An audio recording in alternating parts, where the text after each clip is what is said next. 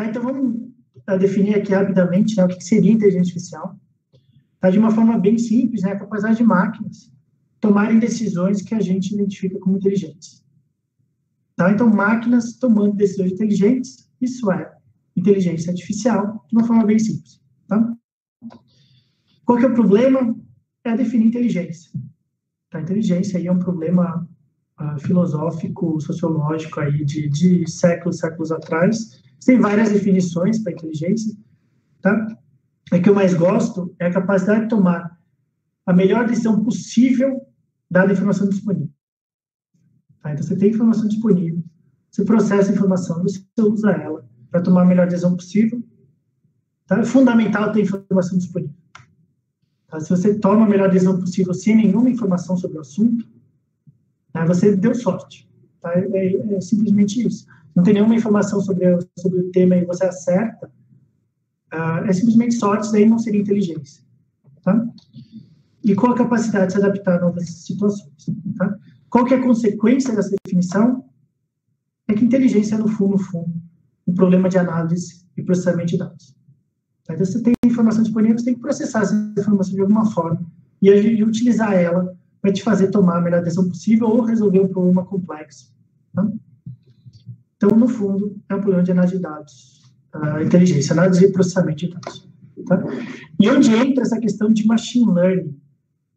Tá? Então, hoje, machine learning é a área que domina a inteligência artificial.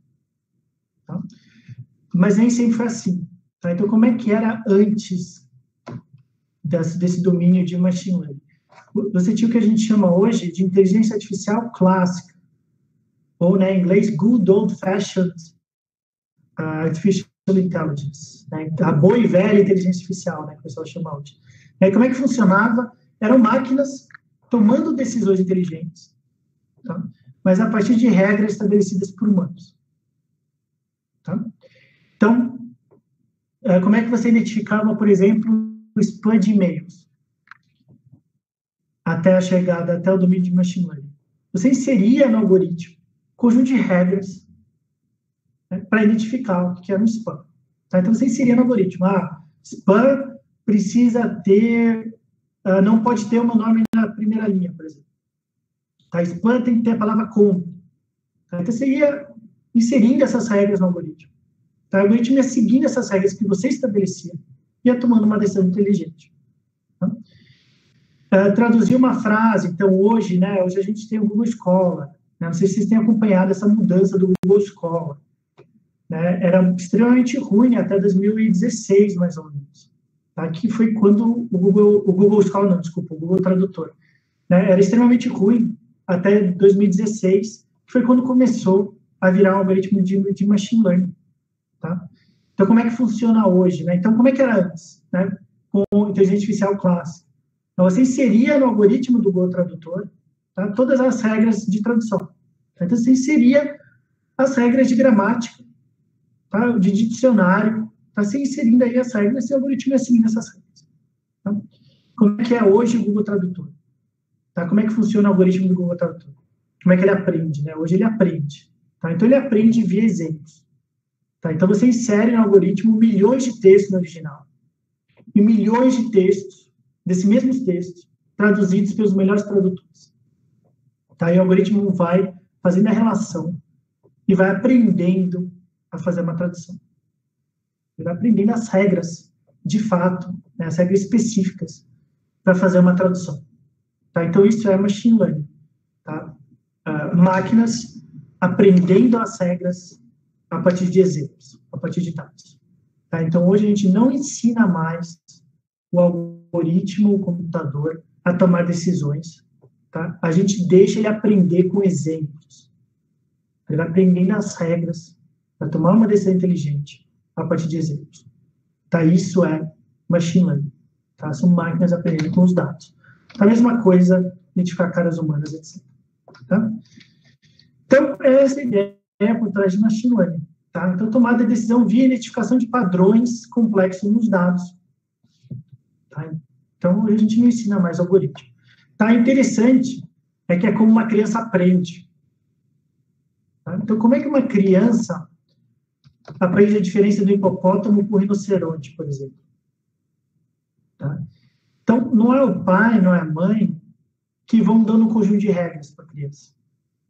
Tá? Que vão definindo as regras para a criança. Por exemplo, regra número 1, o hipopótamo precisa ser gordinho. Regra número 2, o rinoceronte precisa ser cinzento, precisa ter um chifre, etc. Não é assim que funciona. Tá? Como é que a criança aprende? O pai e a mãe simplesmente apontam. Né? Rinoceronte.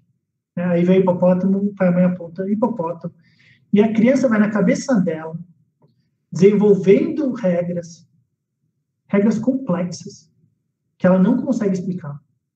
Tá? A gente acha que a gente consegue explicar a diferença de hipopótamo para um rinoceronte. A gente não consegue.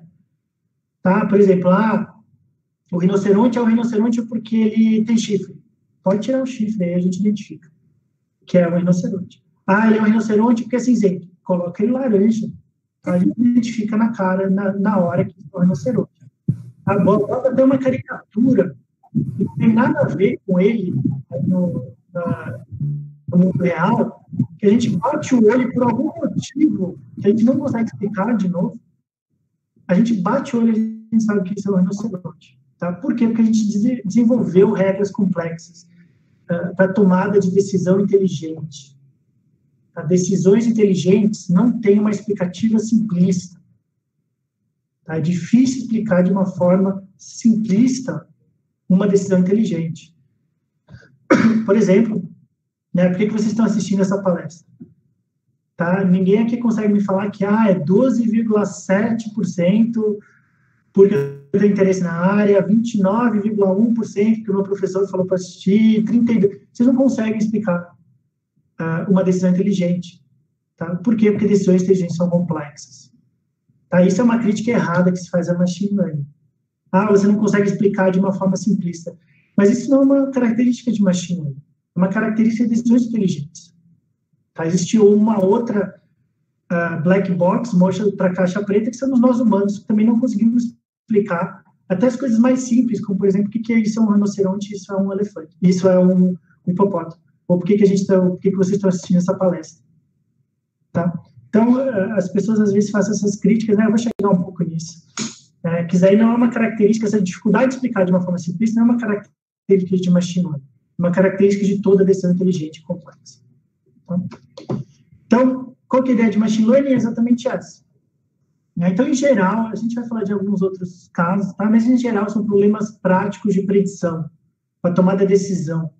A gente tem pouco interesse em interpretar os modelos. Isso é muito importante.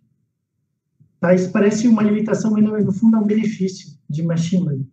A gente não precisa interpretar. Por quê? Porque a partir do momento que a gente não precisa interpretar os modelos, a gente fica livre para modelar a complexidade real do mundo. O mundo é complexo. Tá? Os fatores que afetam a saúde não são aditivos independentes entre si. Tá? Simplesmente não são. Tá? Um fator afeta o outro de uma forma exponencial, e aí o outro, se esse está presente, não afeta mais, aí tem uma interação aqui, aí tem... Então, é extremamente complexo como os fatores interagem, levando aos problemas de saúde. Tá? Então, a partir do momento que a gente não precisa dar uma justificativa simplista, a gente consegue modelar a complexidade real. Tá? Isso é fundamental em machine learning. Tá? Então, existe sim essa dicotomia, tá? Entre entender, tá? E tomar uma decisão. Tá? Entender e predizer. Tá? Obviamente, existe um meio termo. Você consegue fazer uma predição com um modelo de regressão linear ou um modelo de regressão logística, que é interpretável e simples. Tá? Mas a realidade é que eles não são bons. Tá? Eles não fazem boas predições. Tá? No nosso laboratório, a gente sempre inclui entre os algoritmos uma regressão logística, uma regressão linear, e sempre estão entre os piores. Tá? A não ser que os dados sejam super simples ou ou não predizíveis a partir da informação que a gente tem. Tá? Mas, em geral, eles estão entre os piores. Tá? Então, você tem lá o coeficiente, mas você não está predizindo bem o que você quer predizer, você está interpretando, não predizindo.